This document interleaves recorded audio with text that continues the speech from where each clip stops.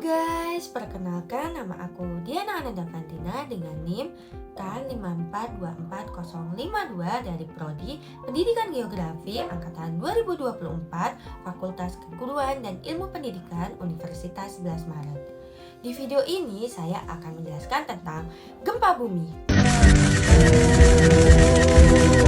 Gempa di atas 5 magnitudo kembali mengguncang Bengkulu. Pemirsa, gempa bumi terjadi di Aceh Barat dengan kekuatan magnitudo 6,4 skala Richter. Terjadi gempa bumi terjadi di Kalimantan di peta bentang.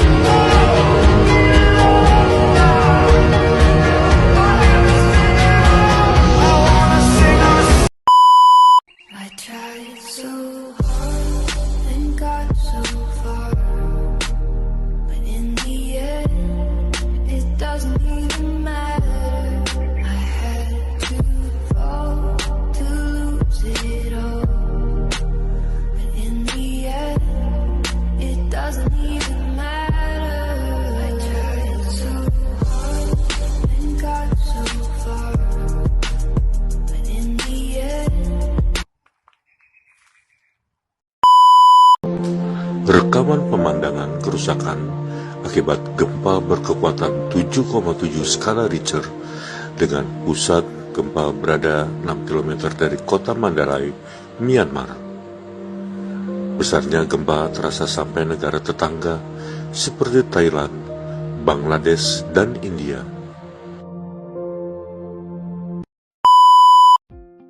Halo peserta didik, pernahkah kalian merasakan gempa bumi atau melihat berita tentang gempa bumi yang terjadi di Indonesia? Indonesia merupakan salah satu negara yang paling sering mengalami gempa bumi di dunia. Mengapa hal tersebut dapat terjadi? Apa yang menyebabkan bumi bergetar? Dan bagaimana cara kita menghadapi bencana tersebut? Mari kita pelajari bersama. Seisme atau gempa bumi adalah peristiwa bergetarnya permukaan bumi akibat pelepasan energi dari dalam bumi secara tiba-tiba. Energi tersebut menghasilkan gelombang yang merambat ke segala arah dan menyebabkan getaran yang dapat dirasakan manusia. Salah satu penyebab utama gempa bumi adalah tektonisme, yaitu proses pergerakan lempeng-lempeng penyusun kerak bumi. Indonesia berada pada pertemuan beberapa lempeng besar dunia, yaitu lempeng Eurasia, Indo-Australia, dan Pasifik. Kondisi inilah yang menyebabkan wilayah Indonesia memiliki aktivitas kegempaan yang tinggi. Gempa bumi dapat terjadi karena beberapa faktor. Yang pertama yaitu gempa tektonik, yang disebabkan oleh pergeseran atau tumbukan antar lempeng bumi.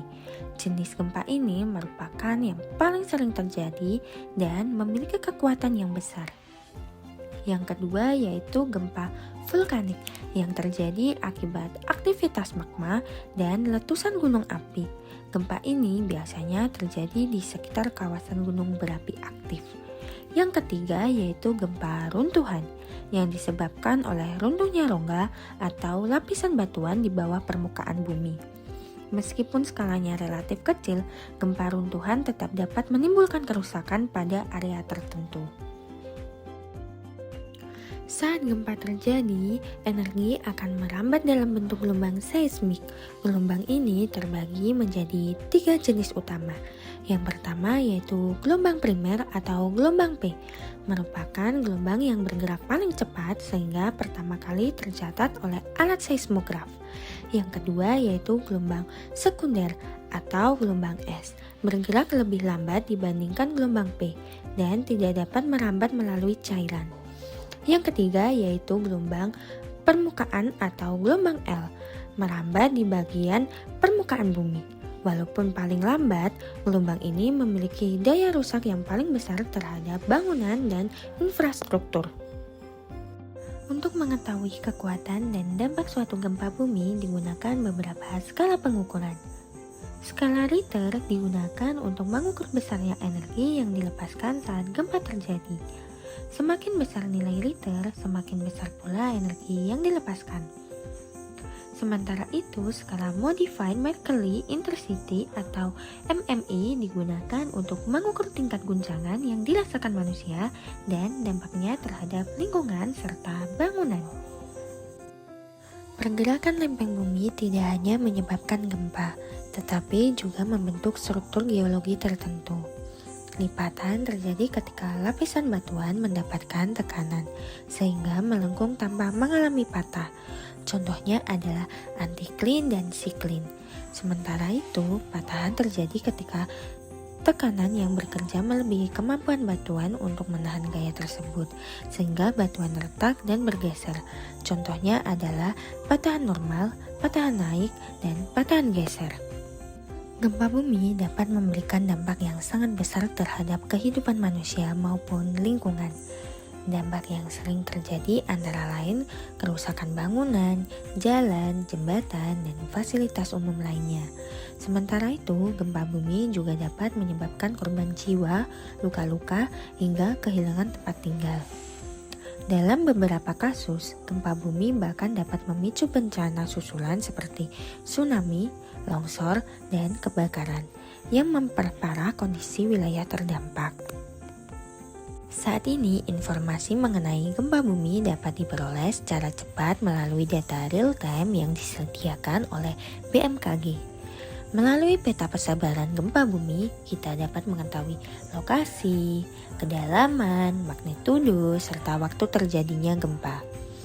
Data tersebut membantu masyarakat dan peneliti untuk memahami pola persebaran gempa di Indonesia, serta meningkatkan kewaspadaan terhadap potensi bencana. Sekarang mari kita berpikir sebagai seorang perencana kebencanaan.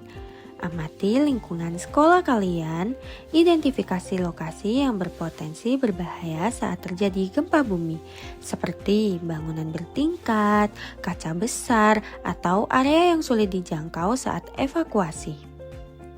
Kemudian, susunlah rencana kesiagapan yang mencakup jalur evakuasi, titik kumpul, serta langkah-langkah yang harus dilakukan ketika gempa terjadi. Ketika gempa bumi terjadi, langkah pertama yang harus dilakukan adalah tetap tenang. Lakukan prinsip drop, cover, and hold on, yaitu merunduk, melindungi kepala dan leher, serta berpegang pada tempat berlindung yang kokoh. Jika berada di dalam ruangan, berlindunglah di bawah meja yang kuat atau dekat dinding yang kokoh. Setelah guncangan berhenti, lakukan evakuasi secara tertib menuju tempat terbuka yang aman dan jauh dari bangunan maupun tiang listrik. Mitigasi bencana gempa bumi dilakukan dalam 3 tahapan utama. Yang pertama, pada tahapan prabencana, masyarakat perlu membangun bangunan tahan gempa, menyiapkan tas siaga bencana, dan memahami jalur evakuasi. Saat gempa terjadi, fokus utama adalah menyelamatkan diri sesuai prosedur keselamatan. Sedangkan pada tahapan yang kedua yaitu pasca bencana, dilakukan pertolongan pertama, pendataan korban, distribusi bantuan, dan pemulihan kondisi lingkungan serta masyarakat. Setelah melakukan analisis dan diskusi kelompok, peserta didik menyusun rancangan mitigasi bencana gempa bumi dalam bentuk media digital. Hasil tersebut kemudian dipresentasikan di depan kelas sebagai bentuk penerapan pengetahuan yang telah dipelajari. Melalui kegiatan ini, peserta didik diharapkan mampu mengembangkan keterampilan berpikir kritis, kolaborasi, dan pemecahan masalah. Hari ini kita telah mempelajari konsep sisme dan tektonisme, penyebab gempa bumi, gelombang seismik, skala pengukuran gempa, serta dampaknya terhadap kehidupan manusia. Kita juga telah memahami pentingnya mitigasi bencana sebagai upaya mengurangi resiko dan kerugian akibat gempa bumi. Sebagai masyarakat Indonesia yang tinggal di wilayah rawan gempa, kesiagapan merupakan kunci utama dalam menghadapi bencana. Terima kasih telah mengikuti pembelajaran geografi tentang sisme, tektonisme, dan mitigasi bencana.